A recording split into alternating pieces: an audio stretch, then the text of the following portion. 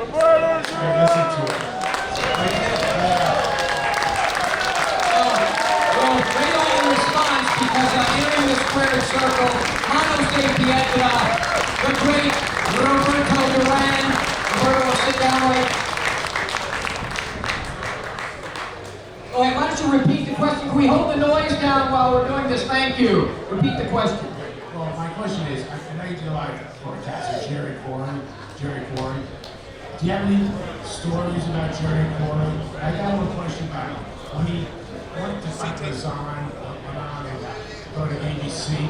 Did you think that was the end of Jerry? That was kind of the end for him? Well, that's a really interesting question. I think everybody who followed Jerry Corey at the time thought that he would have a more extended career than he did. He had a lot of talent, but he was a little undisciplined, and I'd like to think that maybe had better people around him, not saying they were bad people, but like Joe Clancy as his trainer was a good example. I think he would have gone farther, lasted longer. Did you like him? Working with him? Did I interview him? Oh, yes. Yeah, he was a great guy, very personal guy. Thank you. And we've been joined on to the intro again. Give it up for Roberto Duran.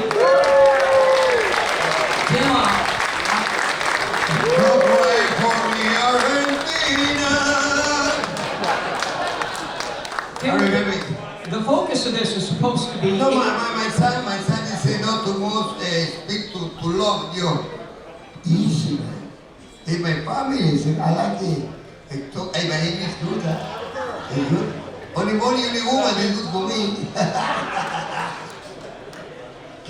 What is that? The question, Tim, what did you think of this fighter? I'm sure you called some of his fights, Roberto Duran. I thought he didn't have a chance at all.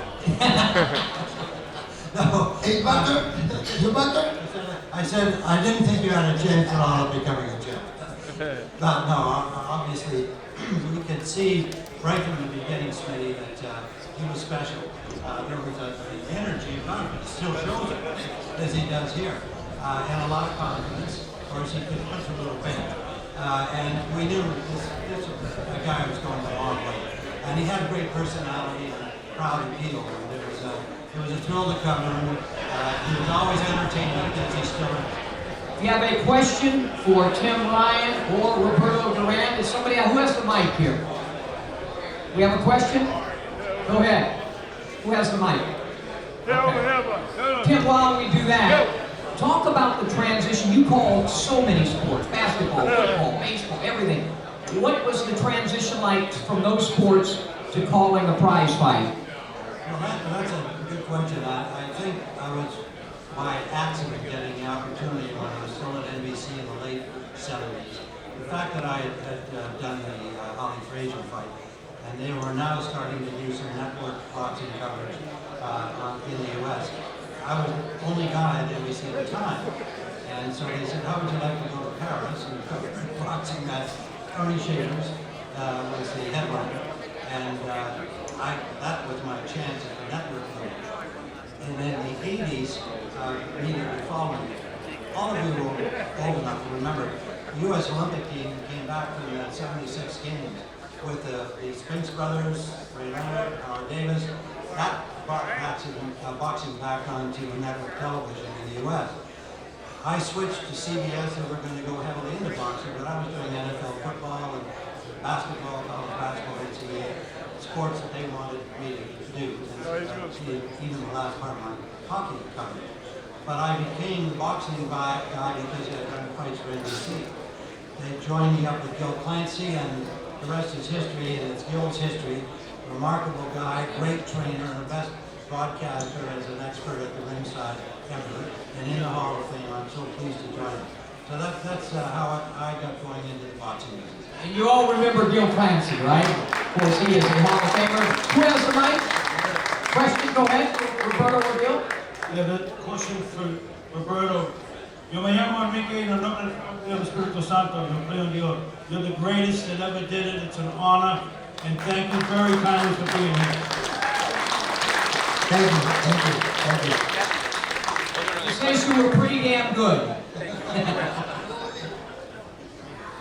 Somebody on the mic?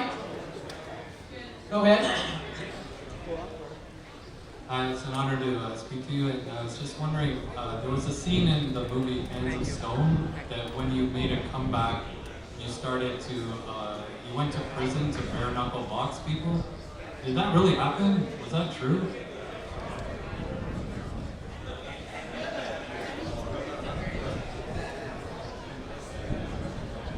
Yes, sure. Dile que cuando Torrillo estaba vivo, quería que fuera a entrenar a la cárcel donde estaban todos los presos. Y ahí eran presos que no eran muy buenos. Y yo como complací a Torrillo fui a entrenar a esa cárcel.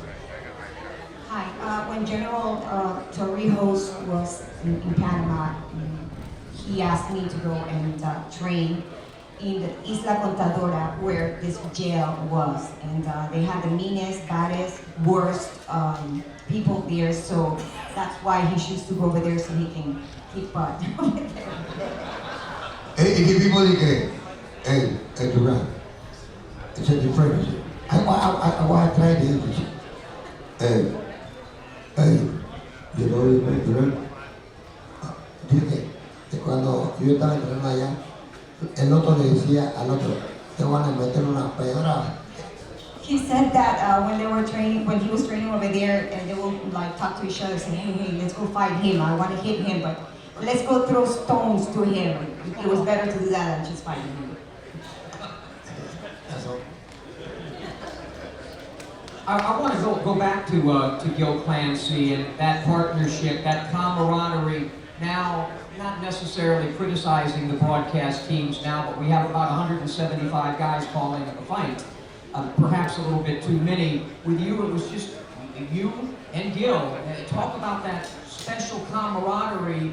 And I know you and I have had personal conversations about, you know, the amount of guys and gals calling fights now. And your thoughts on that? Well, you put me right out there. Thanks, Smitty. I think to cover with the best, when there's just a good, solid play-by-play guy and an expert that has time, I think it's a little overcrowded at TV ringsides now. Gil was great at seeing both boxers at the same time. Other ex-fighters who become commentators tend to focus on the guy that's most like them. Naturally, they see the same traits. And Gil was a trainer, so he had a great ability to see both fighters at the same time and give you a picture of it. Whatever happened, Gil would step in to say what was going on then, what happened before, and what needed to change from a trainer's point of view. So the fans at home learned a lot about boxing, and there was fewer voices kind of yipping at a great right hand or a good left hook or something. So I guess I'm being critical of the way it's on television now, but I try to be an honest guy. I think a solid play-by-play guy and a real expert like a Gil Clancy are defined for sure. He was the best ever. I think that's a better way to go. Yeah, and I would agree with that. Somebody step to my right who has something to say to Manos de Piedra. Looks like Vinny Paz has something to say. Give it up for Vinny Paz.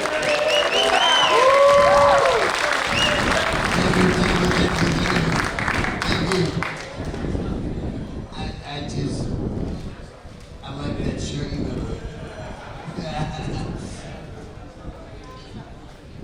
got. You're all boxing fans. You know I fought this guy twice. They called me up and they told me, Vinny, we're gonna make a fight with you and Roberto Duran. It's looking good. I said, what?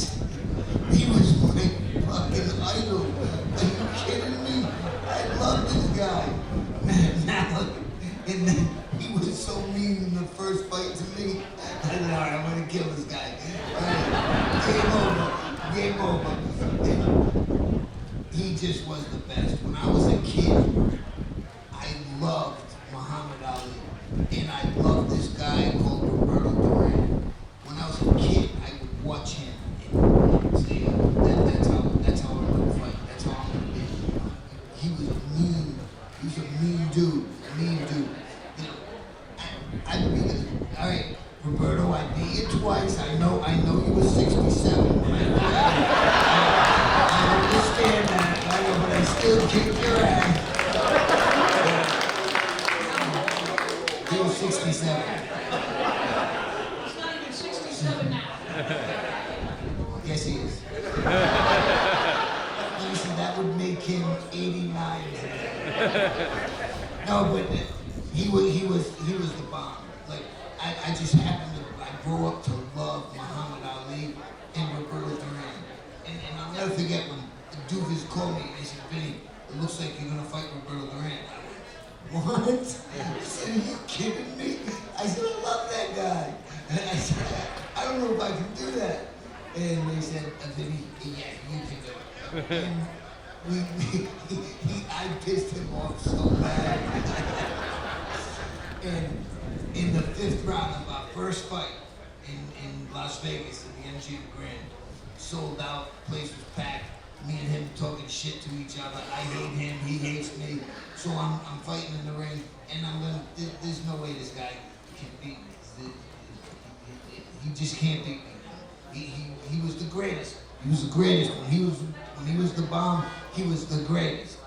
He was the greatest, the meanest, and the baddest dude alive. That guy was at one time. So now in the second fight, the first fight, I fight him in Las Vegas. And I'm thinking like, he was 69 years old at the time. So all of a sudden, I throw a bomb in the 5th round. I throw a shot from Rhode Island. I'm fighting in Las Vegas. And like, I feel him hit my head. And then I see canvas next to my eyeball. And I went, oh my God, what the fuck am I doing here? And then I got up and we went at it and I beat him in the fight. But no big deal. That dude was the man. He was the man. And you were on the Cavs, and you had a pretty great career yourself. Thanks for joining us up here. Who has a question? I'm sorry, I'm not totally discombobulated. Go ahead. Who has the mic? Go ahead, Kevin. I'm Irish myself. And, Oh shit! I'm Irish. So, All right. While that goes on, there is somebody with a mic. Go ahead. Ask a question. For Roberto. Roberto. Let Kevin talk first. After him.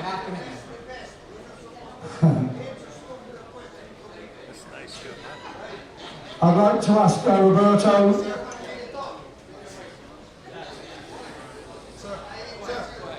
Go ahead. I'd like to ask Roberto, obviously, without today, this is the greatest lightweight champion of all time. Everyone must agree to that. Without today, maybe not welterweight, but lightweight, the greatest ever.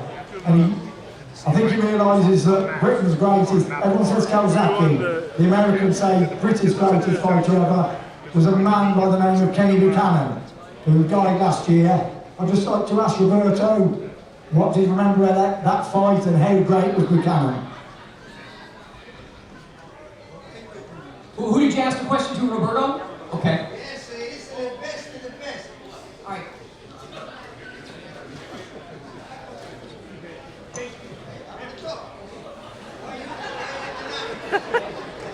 Go ahead. Yes. Roberto Kenny Buchanan. Ya. Dile de la inspiración de un boxeador que va a pelear por el título por primera vez. Es lo que uno está buscando. When he fought Ken Buchanan for the first time, he was very inspired because he was looking for his first world title. Buchanan peleó con mi ídolo de Ismael Laguna y a mí no me gustó cómo le ganó a Ismael Laguna. Ken Buchanan beat his idol, which happens to be Panamanian, Ismael Laguna, and he took the title away from him. So he took it very personal when he was fighting Ken Buchanan. Yo le dije a mi manager que me consiguiera la pelea con Ken Buchanan, que yo me lo ganaba. Y mi manager me decía, ¿tú estás seguro de lo que tú estabas hablando? Pero yo le gano a él, consígueme la pelea por el título. So I asked my manager to set up the fight between Buchanan and I, and the manager was asking him, are you sure? You sure you want to fight him? You sure you can beat him? And he said, yes, I will. I will fight him and I will beat him.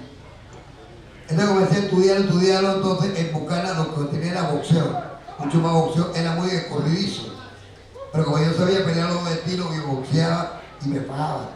Y entonces yo lo que tenía que era que ponerle presión. Pero en ese tiempo eran 15 asaltos y tenía que guardar aire para los 5 para arriba.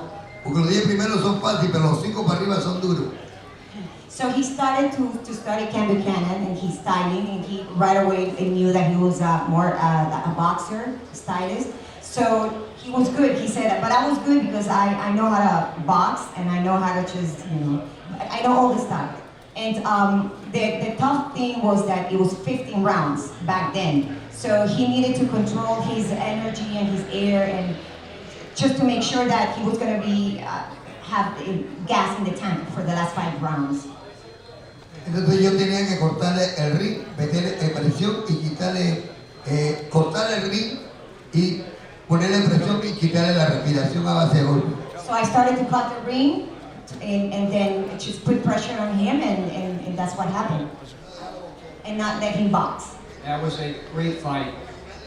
And he made sure that he eliminated his jab. Nullified the jab. Yeah, Kenny Buchanan, one of the great boxers of all time. Before we go back to the questions for Tim Ryan and Roberto Duran, we want to take just a moment to honor somebody that received an award on Thursday at the Boxing Writers Awards, and I'll turn it over to Jack Hirsch for this. Yeah, good afternoon. A couple of nights ago, the Boxing Writers Association of America held its annual awards banquet in New York City. It's the Academy Awards of Boxing. And one of the honorees was Ed Brophy, who won the Barney Nagler Long and Meritorious Service Award. Now, Ed obviously couldn't make it because he had to be here for Hall of Fame weekend, and the amount of work he does is unbelievable. If it wasn't for this man, imagine if it wasn't for him, where would you be today? There wouldn't even be a Hall of Fame if it wasn't for Ed Brophy.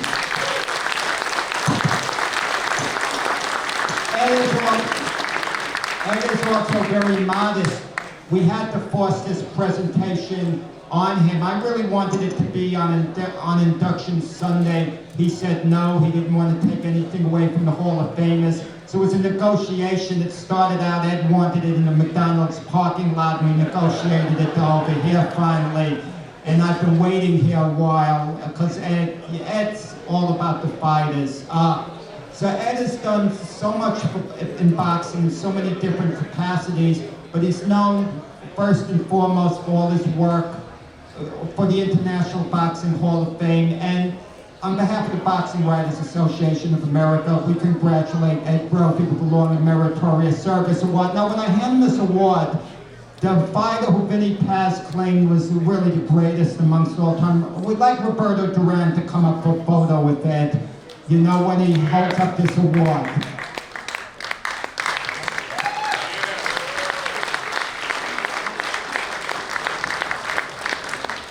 And where are you going to do the picture right here? Okay. Okay.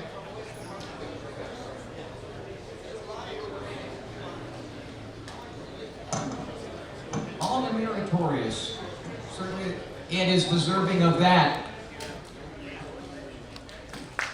A round of applause.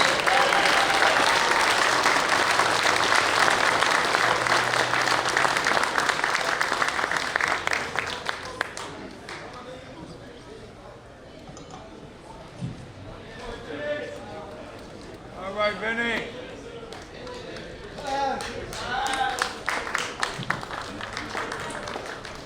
All right, thank you very much. One more time, a round of applause for the Executive Director, Ed Brophy. Thank you, Jack. association. Growing up, they all meant so much. You know, reading Ring Magazine and reading about all the great writers and all those who have received awards from the boxing writers. So for me to receive something from the boxing writers is a great honor. I really appreciate it.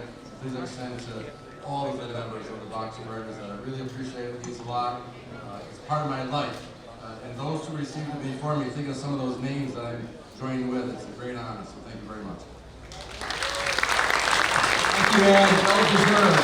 Tim, before we let you get out of here, I want to ask you, again, and it kind of goes back to that conversation you've called all sports, the NFL, the NBA, Major League Baseball, hockey, probably tiddlywinks, and everything. But what makes Roberto Duran, Vinny Paz, all of these gladiators so special, so different from those other great athletes that you've called their games? Because I guess this is not a game. Mano a mano. Tennis is the only sport that's comparable. It's odd. They don't literally hit each other. But it's that same man against man, woman against woman aspect that people relate to.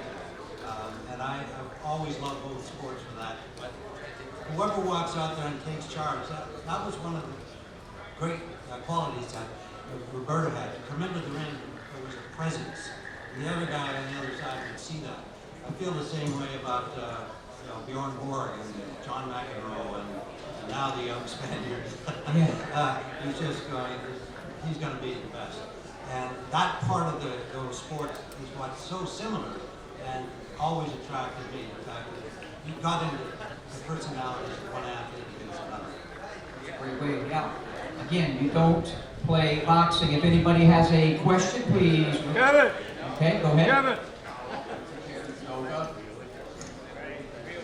You never toughed anybody. Who was your toughest opponent and what was your toughest fight?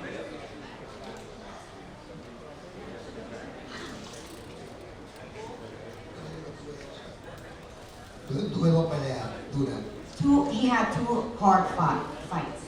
Primero en Panamá, que había un boxeador que se llamaba Ñato Marcel, que era lo mejor que había en Panamá.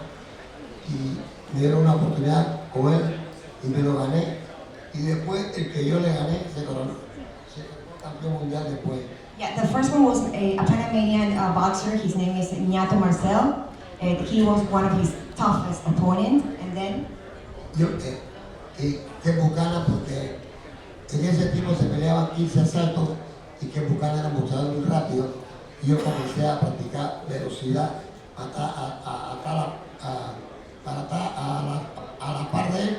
Pero él era un hombre fuerte y yo comencé a practicar la rapidez y a desarrollar la pegada.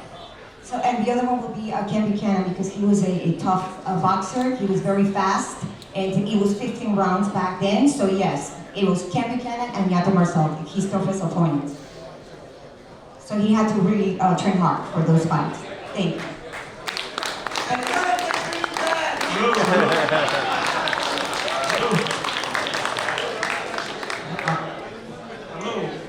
Hello, Roberto Duran. My name is Kevin McBride. I've been Mike Tyson. Mike Tyson's last opponent. He got the win. And you inspired me as a kid growing up. I idolized you. You're a tough fighter. You're a legend. I love you, man. And like just growing up watching you, you step back and fuck, and you wouldn't even be moving, and you could knock the guy out. It was so good, and it's a pleasure being here with the legend. God bless you. Next question. Before we go to the next question, I want to ask Roberto, I've asked him this before. Somebody mentioned the championship rounds, those 9 minutes. Sometimes when I'm calling a fight and my broadcast partner will say, we're in the championship rounds, and I'll say, no, they're gone. We don't have 13, 14, 15. Roberto, talk about 13, 14, 15. The real championship rounds.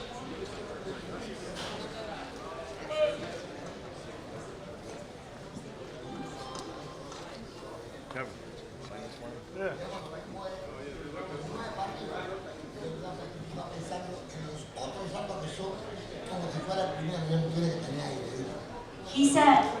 He said that once you're in the 9th round, then you start to think, oh my God, here I come, I have to save Aaron for the last championship rounds.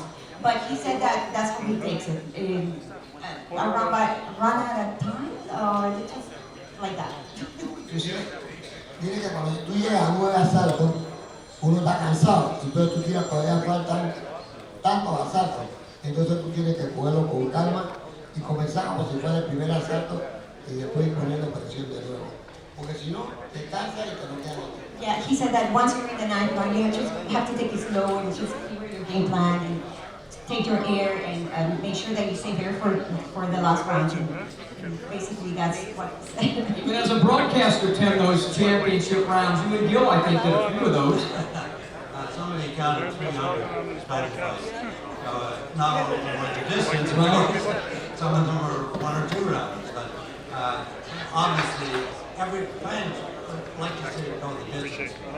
Who is the strongest? Who is in the best shape? And that all comes to the control in the later rounds.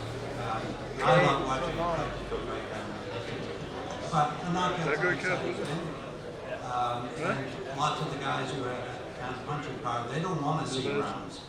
You know, 11, 12, 13, 14, 15. But that's what makes the sport great. Yeah. That kind of variety. You don't know, you pay your ticket. Thank you so much. Thank you. Don't beat me up. Each other. Fight can be over in a You round. turned around Or over it there, can go and I heard you tell 15. you spring It's part of the mystery. kind of taking some big guns down. I like the same. One of the things so great about Roberto Duran was he could do it from round 1 to round 15 and everything in between as we go He's a to. big guy. That's my son there. Yes, sir. Hi, nice to meet have to you. excuse me, I'm a little bit nervous. Oh, I can't. I got a broken shoulder. All right, God bless you. Thank you. And I still consider your victory in Montreal as one of the greatest achievements in all sports, not just I'm your boxing. Irish friend for life, so But you anybody almost mess had with almost me and you're two down the distinct field. careers as the greatest lightweight that ever lived, and then as you moved up in weight, you fight Leonard and Burns, Hagler. So how did you have to change your approach to boxing and your style as you moved up to fight fighters that were much bigger than you? Davey Moore, Iran Barkley, Marvelous Marvin Hagler. Cuando yo go to fight to Montreal, Canadá, Don King, the promoter, Puri fighting in Montreal, Canadá, porque Leonard cogió la medalla de oro en Montreal, Canadá. When he was gonna fight Sugar Ray, Don King, the promoter, chose Montreal because Leonard obviously won the Olympic gold medal over there. Y entonces, Leonard se fue, yo me fui mucho más adelante que Leonard para Montreal, Canadá, y cuando yo llegué a Montreal, Canadá, todo el mundo comenzó a quererme y a buscarme, y me invitaban a comer y a cenar porque yo le hablaba a todo ellos y todos estaban contentos conmigo. So knowing that, I went ahead of the Ray to Montreal because I wanted to get to meet the people and get acquainted, and it kind of like a strategy too for him. Y me hice amigo de todo, y entonces, ¿qué pasa? Que cuando Leonard llegó a Montreal, Canadá, no le quería hablar a nadie y por eso la gente se le viró. So, like as I mentioned, it was part of my strategy, and when Leonard got over there, people really didn't like him, they liked him better, and that was one of the things that he uses in his fighting, you know? It's just not training in the gym, but it's also the mental stuff.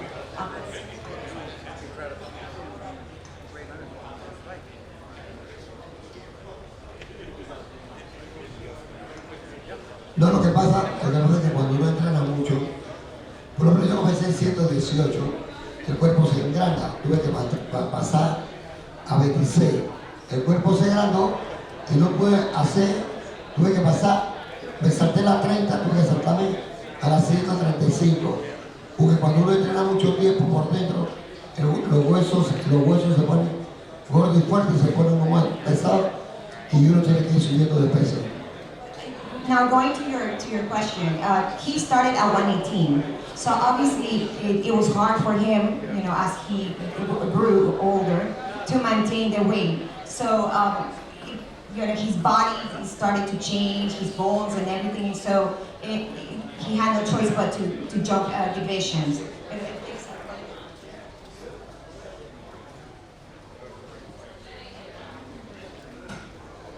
Cuando yo tenía dos formas de pelear. Yo lo primero que les miraba era qué mal usaban más ellos. Mira, cuando yo fui a pelear con Irán Barkley, él cometió un error en la conferencia de prensa.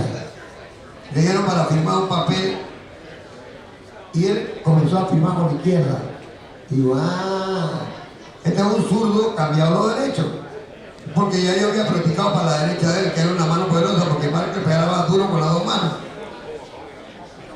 So moving on into weight, for example, when I fought Ivan Barkley, the weight for me to adjust, I had to look at him and study him. So when we went to our first press conference, I saw that he wrote in a paper with the left hand, with a lefty. He was a lefty. Cuando yo vi que él cambió, porque ya yo había practicado para la mano derecha de él, porque ya se le iba a eliminar. He was training to fight, regular, right hand. Entonces, ¿qué hice yo? Entonces yo cambié todo, entonces me cambié para la mano izquierda de él, que era la más dura de él. So I changed my training again, and then I adjust to the left hand, and it's all about that, about being able to adjust to the opponent and studying them. And It's not. It's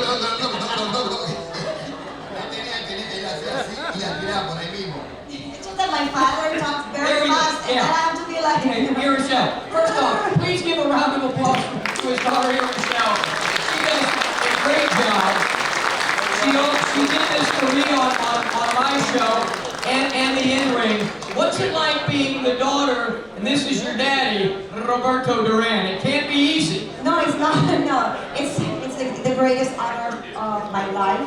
But I know that we are blessed, and I know how much you love my dad, and that you guys see him, and you're a fan. But to me, he is my dad first, and he happens to be my boxing hero, the best. But for us, he will always be our father first. Daddy. Yes. All right, next question. We're going to wrap this up in a second. Let's go.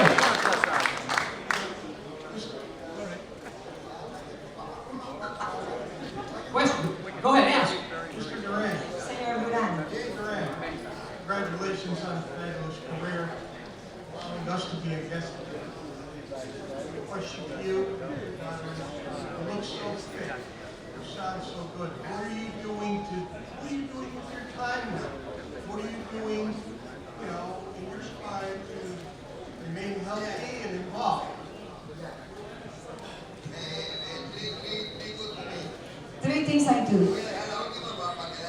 I'm gonna leave the best one to last. I'm all day in my house. I watch movies. I play dominoes, play pool, and too much drinking. I played with him before, but that's another. How does Roberto Duran want to be remembered as a fighter, more importantly as a man?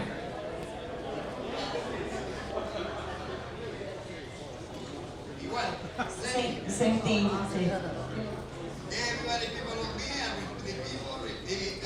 want to try. I love people. I love people. Respect people. I like for people respect to me. He like to me. That's all for me. He does speak English. You understand? I understand. And Tim, final word to your fans out there who marveled at your tremendous broadcast career. A final thought. You're going to save your speech, of course, for tomorrow, but go ahead. First of all, not too many of you are old enough to remember when I was working with Joe Clancy. How many of you remember Tim Ryan? Thank you. Thank